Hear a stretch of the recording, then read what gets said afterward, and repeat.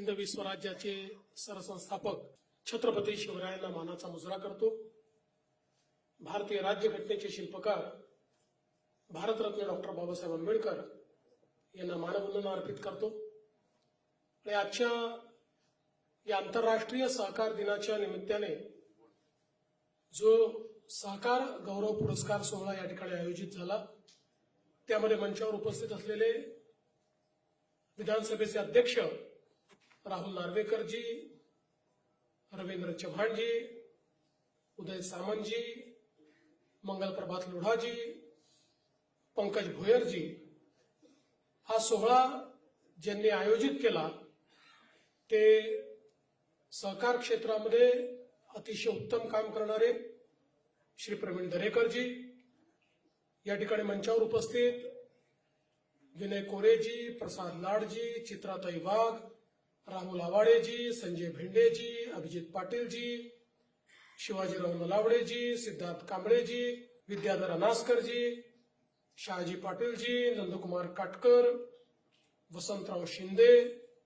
अशोक जगताप, विठ्ठल भोसले, रोहित निकम, प्रकाश दरेकर, यश दरेकर, सर्वच मंचावरील मान्यवर, आजचे सर्व सत्कार मूर्ती, सहकार क्षेत्रात काम करणारे सर्व भगिनी आणि बंधूंनो, आज अतिशय आनंदाची गोष्ट आहे की आंतरराष्ट्रीय सहकार दिन जो प्रतिवर्षी जुलै महिन्याच्या पहिल्या शनिवारी आंतरराष्ट्रीय सहकार दिन आपण त्या ठिकाणी साजरा करत असतो। आणि आज त्याचं औचित्य साधून सहकार क्षेत्रामध्ये ज्यांनी अतिशय सुंदर काम केलं आहे अशा लोकांचा गौरव सोहळा प्रवीणजींनी सहकारी संघाच्या माध्यमातून या ठिकाणी आयोजित केला। आणि ज्याचा उल्लेख झाला, एक एक नाव यातलं अतिशय ताकदीचं अशा प्रकारचं नाव आपल्याला पाहायला मिळतंय। विद्याधर अनासकर आहेत की ज्यांनी ज्या बँकेमध्ये प्रचंड मोठा घोटाळा होऊन या बँकेची आता काय अवस्था होईल अशी परिस्थिती झाली होती, त्या बँकेला म्हणजे महाराष्ट्र राज्य सहकारी बँकेला केवळ पुनरुज्जीवित नाही केलं तर एशियातली सगळ्यात मोठी सहकारी बँक म्हणून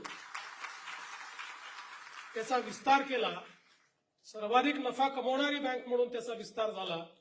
आणि आज राज्याच्या सहकार क्षेत्रामध्ये एक अग्रणी अशा प्रकारचं कार्य त्या बँकेच्या माध्यमातून चाललंय। विनय कोरे सावकार असतील की ज्यांनी वारणा समूहाच्या माध्यमातून सहकारामध्येही कॉर्पोरेट कल्चर आणता येतं आणि त्या पद्धतीचा विस्तार हा सर्व लोकांना सोबत घेऊन कसा करता येऊ शकतो हे आपल्याला त्या ठिकाणी दाखवलं। आणि मला असं वाटतं की ज्यावेळी ठिकठिकाणी आम्ही वारणाचे प्रॉडक्ट्स पाहतो त्यावेळी अतिशय आनंद होतो की आपल्या कोल्हापूरच्या एका छोट्याशा या रोपट्याचं जे वटवृक्षात रूपांतर झालं आणि आज वेगवेगळ्या उद्योगाच्या माध्यमातून वारणा समूह ज्या प्रकारे सहकाराचं एक उदाहरण आपल्या समोर ठेवतोय आणि म्हणून त्यांना देखील हा जो काही पुरस्कार या ठिकाणी मिळाला, खरोखर मी त्यांचे अभिनंदन करतो।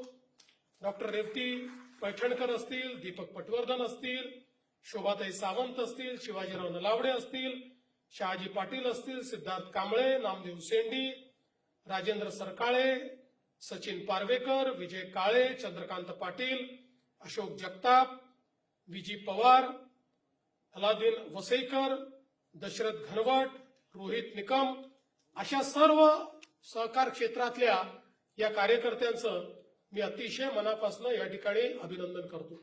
खरं म्हणजे सहकार चळवळ ही आपल्या कल्पना आहे की अतिशय जुनी आहे आणि विशेषतः 125 वर्षापूर्वी या सहकार क्षेत्राचं मर्म हे आपल्या महाराष्ट्राने त्या ठिकाणी जाणलं आणि हळूहळू बँकिंग,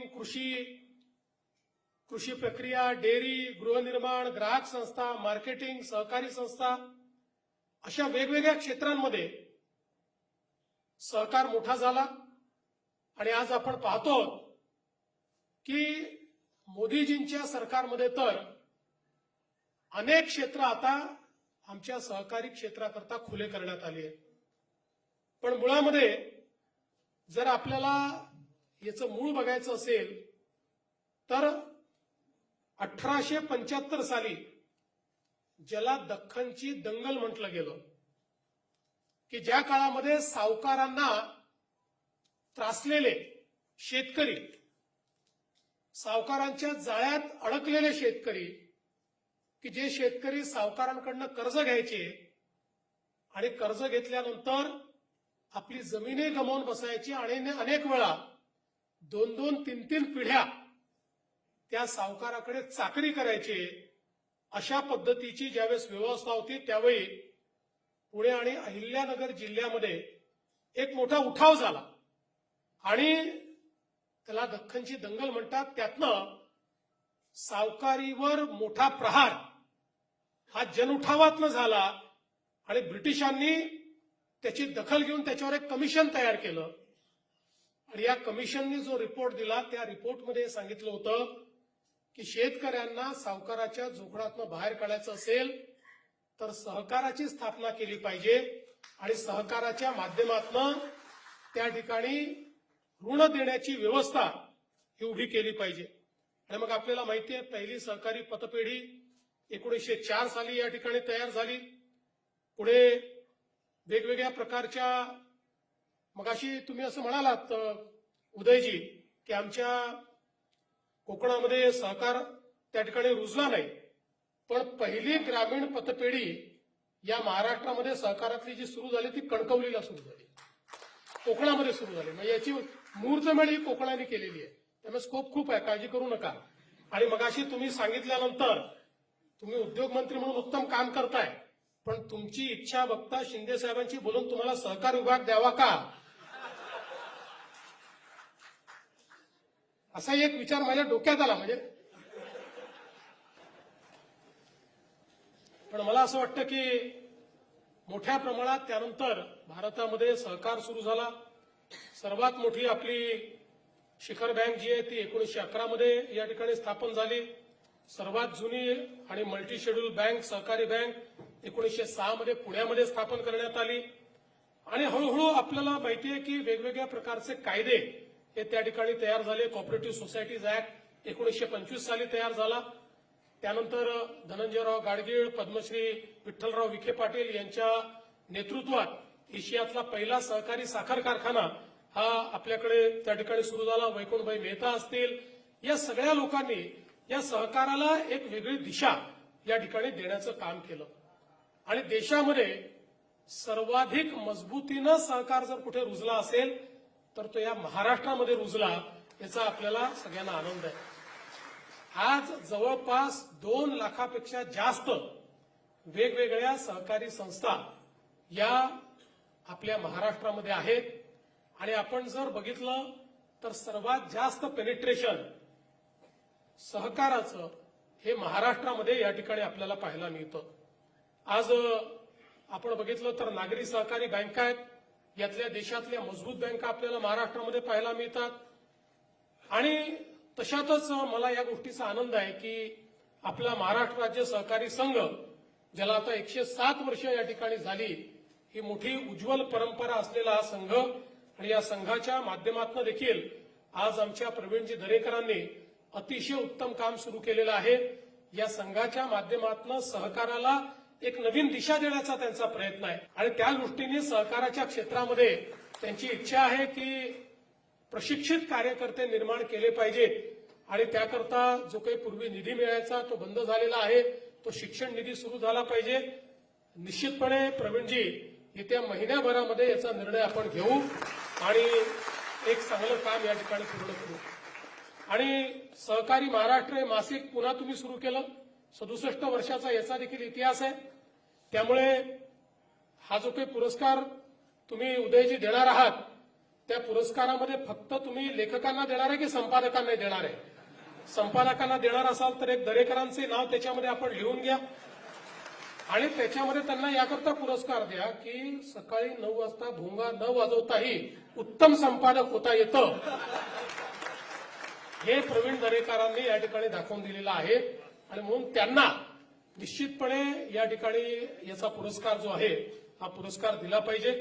आज खरं तर मला याही गोष्टीचा आनंद आहे की 5 वर्षापूर्वी 6 जुलै 2021 ला देशाचे प्रधानमंत्री माननीय नरेंद्र मोदीजी यांनी पहिल्यांदा या सहकारी चळवळीचं त्या ठिकाणी जी काही त्याची ताकद आहे, शक्ती आहे ती ओळखली आणि देशामध्ये इतक्या वर्षानंतर पहिल्यांदा स्वतंत्र असं सहकार मंत्रालय मोदीजींनी तयार केलं.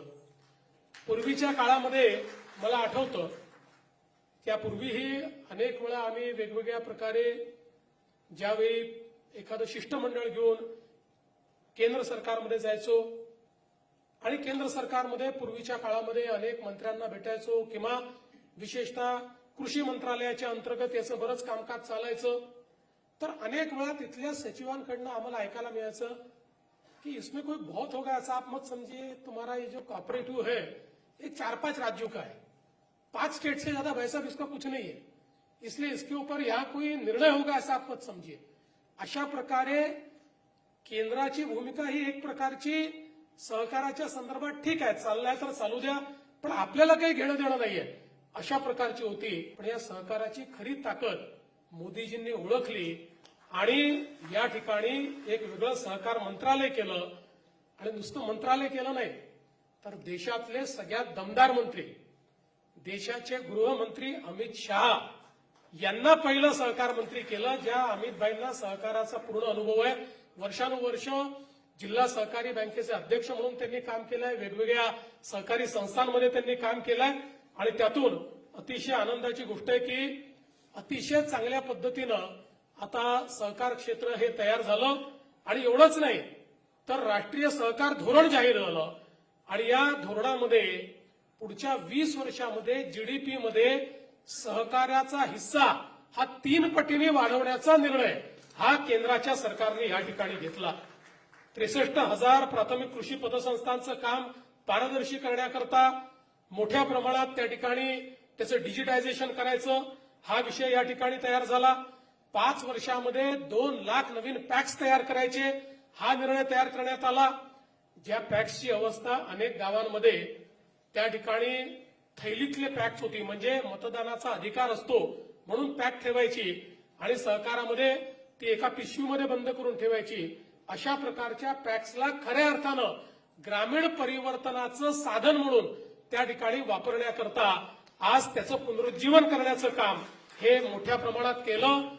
आणि या आपल्या सहकारी संस्थांना ग्रामीण भागातल्या मोठ्या प्रमाणात काम मिळालं पाहिजे म्हणून 17 प्रकारची कामं ही त्यांच्याकरता खुली करण्यात आली आणि ती कामं करण्याकरता त्यांना अर्थसहाय्य मिळालं पाहिजे म्हणून एनसीडीसीच्या माध्यमातून वेगवेगळ्या प्रकारचं अर्थसहाय्य देखील आज केंद्र सरकारने तयार केलं. त्यामुळे खऱ्या अर्थानं सहकाराची पाळंमुळं, कारण लोक विचारायचे 21व्या शतकामध्ये सहकार हा जिवंत राहील का, तो कॉर्पोरेटचा सामना करू शकेल का.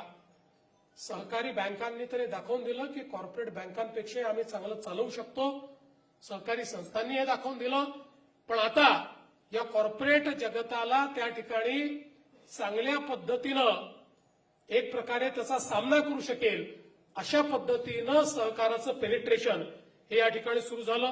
मग नॅशनल कॉपरेटिव्ह एक्सपोर्ट्स लिमिटेड आता सुरू झाली आहे की ज्याच्या माध्यमातून कॉपरेटिव्ह सेक्टरमधली ही संस्था शेतकऱ्याच्या शेतमालाला थेट एक्सपोर्ट करण्याकरता ही जी एक्सपोर्टची चेन आहे ती चेन तयार करण्याचं काम करेल.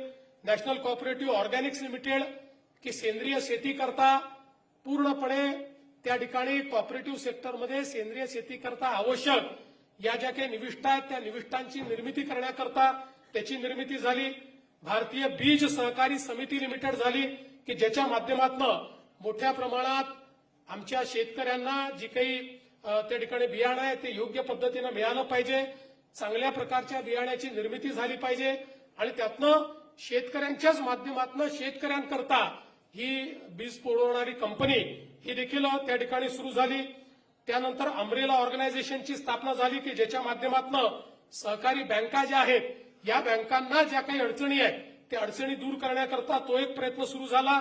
आणि आता केंद्रीय सहकारिता विद्यापीठ देखील केंद्र सरकारच्या माध्यमातून त्या ठिकाणी सुरू झालं की ज्या माध्यमातून सहकाराच्या क्षेत्रामध्ये कुशल मनुष्यबळ तयार करायचं, सहकाराचं क्षेत्र हे मजबूत करायचं, या दृष्टीने या ठिकाणी सहकारिता विद्यापीठाची स्थापना देखील केंद्र सरकारच्या माध्यमातून करण्यात आली. आणि हे सगळं करत असताना आमच्या सहकारी साखर कारखान्यांचा त्या ठिकाणी विशेषतः 10,000 कोटी रुपयाचा इन्कम टॅक्स माफ करणं असेल, इथेनॉलची नवीन पॉलिसी असेल, वेगवेगळ्या प्रकारे सहकार क्षेत्रातले हे जे आमचे काही कारखाने आहेत हे जिवंत राहिले पाहिजेत, याकरता सीबीजीची पॉलिसी असेल, अशा अनेक पॉलिसीज या ठिकाणी तयार केल्या. आणि भविष्यातही खरं म्हणजे केंद्र सरकारच्या माध्यमातून खूप मोठ्या प्रमाणात हे कार्य या ठिकाणी होणार आहे. हे सगळं सुरू असताना खरं म्हणजे प्रवीण दरेकरांचं एका अजून गोष्टी करता मनापासून अभिनंदन करेन की आपण जर विचार केला तर महाराष्ट्रामध्ये ज्या काही सहकारी सोसायट्या आहेत यामध्ये जवळपास 40-45% सोसायट्या या सहकारी गृहनिर्माण संस्था आहेत. आणि सहकारी गृहनिर्माण संस्था हा सगळ्यात उपेक्षित घटक होता, पण प्रवीण भाऊंच्या पाठपुराव्यामुळेच सहकाराच्या कायद्यामध्ये सहकारी गृहनिर्माण संस्थांकरता एक वेगळा चॅप्टर आम्ही तयार केला आणि त्या संस्थांकरता त्यांचे अधिकार, त्यांचे विनियम या सगळ्या गोष्टी आपण तयार केल्या. आणि त्यांच्याच कमिटीने दिलेल्या रिपोर्टवर आज आपण स्वयं पुनर्विकास ही योजना आमच्या सगळ्या सहकारी सोसायट्यांना दिली. मी ज्यावेळेस त्यांच्या माध्यमातून ज्या काही सोसायट्या उभ्या राहिल्या त्यातल्या काही इमारती पाहायला गेलो त्यावेळी त्याचे जे ग्राहक होते किंवा त्या ठिकाणी त्या संस्थेचे सभासद होते त्यांच्या चेहऱ्यावरचा जो आनंद होता, 400 चौरस फुटामध्ये राहणारा 1000 चौरस फुटामध्ये राहायला गेला, हे स्वयं पुनर्विकासाने घडवून दाखवलं. या स्वयं पुनर्विकासामुळे मुंबईतला जो मराठी माणूस आहे त्याचं घरांचं स्वप्न आणि मोठ्या घरांचं स्वप्न या ठिकाणी पूर्ण होत आहे. आणि आज हजारो कामं त्या ठिकाणी चाललेली आहेत. आणि म्हणून मला असं वाटतं की या महाराष्ट्राने या ठिकाणी सहकारी गृहनिर्माण चळवळीला एक नवीन अशा प्रकारची दिशा या माध्यमातून दिली आहे.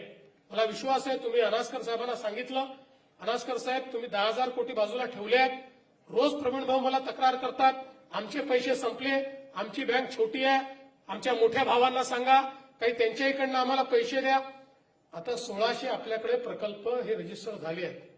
आणि तुम्ही तर इतके हुशार आहात की तुम्ही बरोबर पडताळून बँकेचा फायदा कुठे हेच पाहता. तुम्ही कधी नुकसानीत जात नाही, नुकसानात जाताना तुम्हाला मी पाहिलं नाही, नाही कधीच नाही जात नाही. पण ही तर असं फायनान्सिंग आहे की जन्मात थकत नाही. याच्यापेक्षा चांगलं फायनान्सिंगच नाही. इतके प्रामाणिक लोक आहेत हे सगळे की पैसा परत करतात.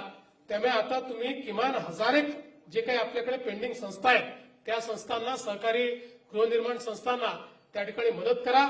आम्ही वेगवेगळ्या जीआरच्या माध्यमातून इतकं इज ऑफ डुईंग बिझनेस त्याच्यामध्ये आणलेलं आहे की कोणीही सहकारी संस्थेचे लोक त्या ठिकाणी आपला प्रस्ताव टाकून त्याला मान्यता मिळवून स्वतःच्या घराचे शिल्पकार अशा पद्धतीनं कुठल्याही बिल्डरची आवश्यकता नाही, कुठल्या डेव्हलपरची आवश्यकता नाही, कुठल्या फसवणुकीची आवश्यकता नाही, अशा पद्धतीने काम करू शकतात.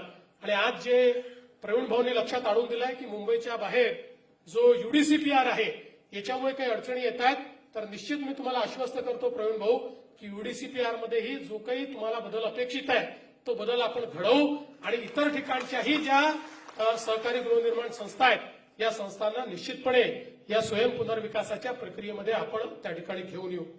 मी आज या निमित्ताने एवढंच सांगतो की सहकाराचं क्षेत्र हे याकरता महत्वाचं आहे की खऱ्या अर्थानं सामान्य माणसाला हे जवळचं वाटतं. अनेक वेळा जो सामान्य माणूस असतो तो कॉर्पोरेट जगताने इंटिमिडेट होतो. कॉर्पोरेट जगताशी त्याला एखाद्या कॉर्पोरेट बँकेत जायचं आहे, एखाद्या मोठ्या बँकेत जायचं आहे, त्यापेक्षा त्याला आपली गावातली पतपेढी बरोबर वाटते.